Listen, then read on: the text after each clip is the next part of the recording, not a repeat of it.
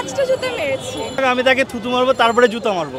আমার নিজের জুতা আমি বাটা থেকে কিনে আনবো দরকার হয়। ভাই আমি বাসা থেকে প্র্যাকটিস করে আসছি এবং 2 জোড়া জুতা নিয়ে আসছি বাসা থেকে, যাতে এখানে ভাগে মানে সমস্যা না হয় জুতা পাইতে। না, আমার আগামীকাল পরীক্ষা, তার মধ্যেও আসছি, এসে জুতা মেরে এখন চলে যাচ্ছি, পড়তে বসবো। আর আমার পক্ষ থেকে তার উপহার ছিল জুতা পেটানি করা। স্বতঃস্ফূর্তভাবে তাকে জুতা নিক্ষেপ করে আমরা কোক এবং মজো জিতে নিচ্ছি। এটা হচ্ছে আমাদের খুনি হাসিনার জন্মদিন উপলক্ষে এখানে ছোটখাটো একটা আয়োজন করা হয়েছে, যেটা হচ্ছে 5বার যদি তার মুখ বরাবর জুতা নিক্ষেপ করা যায় সেই ক্ষেত্রে একটা মজো দেওয়া হচ্ছে।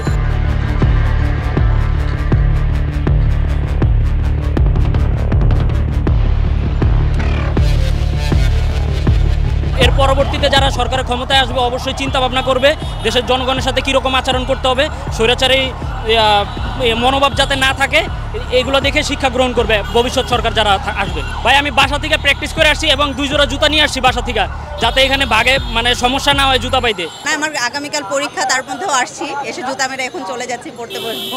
পরবর্তীতে যদি কেউ আসে তখন তাকেও নামানো হবে, তার পরিণতি হয়তো এর থেকে আরও ভয়াবহ হবে, কে জানে। যখন ক্ষমতার একদম শীর্ষে ছিল তখন কেক কেটে বিশাল বিশাল পাউন্ডের কেক কেটে জন্মদিন উদযাপন করতো, এখন তাকে জুতা মেরে আমরা জুতা উপহার দিচ্ছি, নিকৃষ্টতম জুতা। আমরা এসে জুতা মারছি, তারা উইশ করছে, এখন ওটা তাদের ব্যাপার। তারা মানে তাদের নেত্রী ইন্ডিয়া চলে গিয়েছে, দেশ থেকে পালিয়েছে, এরপরে যদি ভালোবাসা না কমে, এত গণহত্যা দেখেও যদি ভালোবাসা না কমে, তাদের বিবেকের প্রতি আসলে প্রশ্ন থেকে বস্তা ভরে ভরে জুতা নিয়ে তারপরে আসুক, তারপরে মারুক। আমি তো কম আনতে পেরেছি, আমার অপারগতা, আরও আনা উচিত ছিল। ভালো লাগলো আর কি জুতা মেরে। সবাইকে চাই যে জুতা মারলে অনেক মজা লাগে, এসে এসে জুতা মেরে যান আজকে সারাদিন। আমি 5টা জুতা মেরেছি। খেলার রুলস ছিল যে ছবিতে 5টা জুতা নিক্ষেপ করতে পারবে একদম প্রতীকে, মানে ছবিতে এক্স্যাক্টলি সে একটা মজো পাবে। হ্যাঁ, আমি একটা করে 5টাই লাগাতে পেরেছি। এটা যে এখন হচ্ছে এটা আমি খুবই সাধুবাদ জানাই যে আমরা অবশ্যই সেরকম সুযোগ পেয়েছি নিজের মত প্রকাশের বা অন্যায়ের বিরুদ্ধে কথা বলার। আমি খুবই খুশি। প্র্যাকটিস করার তো কিছু নেই, আমাদের মনে যে ক্ষোভ সেখান থেকে অটো এটা এসেছে। আমি তাকে থুতু মারবো, তারপরে জুতা মারবো।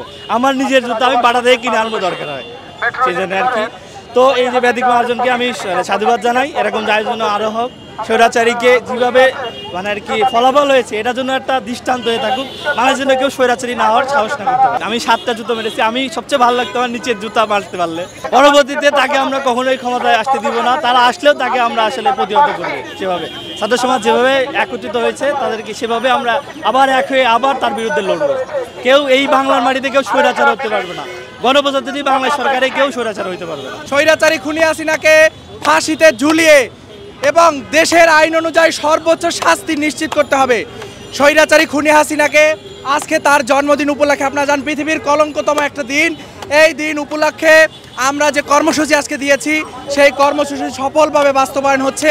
স্বতঃস্ফূর্তভাবে তাকে জুতা নিক্ষেপ করে আমরা কোক এবং মজো জিতে নিচ্ছি। আমরা সাথে একটি পুরস্কারের ব্যবস্থা করেছি। খুনি হাসিনাকে জুতা মেরে আপনারা কোক মজো জিতে নিতে পারবেন, সেই সুযোগ আপনাদেরকে দেওয়া হয়েছে।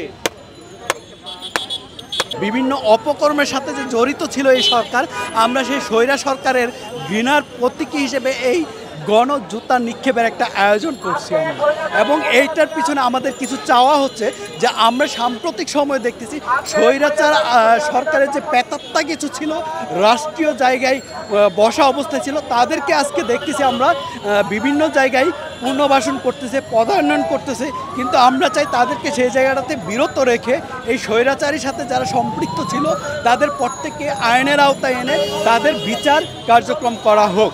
আমি এসেছি খুনি হাসিনাকে আজকে তার জন্মদিন উপলক্ষে উপহার দেওয়ার জন্য, আর আমার পক্ষ থেকে তার উপহার ছিল জুতা পেটানি করা। আমার না তৃপ্তি মেটে নাই, ছবিতে মেরেছি তো আমার খুব ইচ্ছে করছে উনি যদি দেশে ফিরে আসেন ওনাকে কাছে গিয়ে যেন আমি মারতে পারি। 16টা বছর যে অত্যাচার করে গেছে সাধারণ জনগণের ওপর, দেশের আমাদের যে সম্পদ লুটপাট করে খেয়ে গেছে, এর জন্য 24শে গণ অভ্যুত্থানের যে আন্দোলনে ছাত্ররা, সাধারণ জনগণ এই যে শহীদ হলো, অনেকে আহত হয়ে পড়ে আছে, হ্যাঁ, তাদের যে কী অবস্থা, তার পরিবাররা কি বহন করে বেড়াচ্ছে তারাই বুঝতে পারবে, যারা হারিয়েছে এবং যারা এখনও আহতদের নিয়ে বসবাস করছে। আমি একটা জুতো নিয়েই কাছাকাছি গিয়ে চট থাপড় যেভাবে দেয় না ওইভাবে মেরেছি, আর লাস্টের দিকে ওটা নিক্ষেপ করেছিলাম। আসলে আমাদের সবার সহ্য সীমার বাইরে চলে গেছে, এবং এই ছাত্রদের ওপর যে এইভাবে অত্যাচার করলো, পরবর্তী সময় সাধারণ জনগণরা জেগে উঠছে। এবং এই ছাত্র জনতার একত্রিত আন্দোলনের মাধ্যমে আমরা এই দ্বিতীয় স্বাধীন বাংলাদেশ পেয়েছি।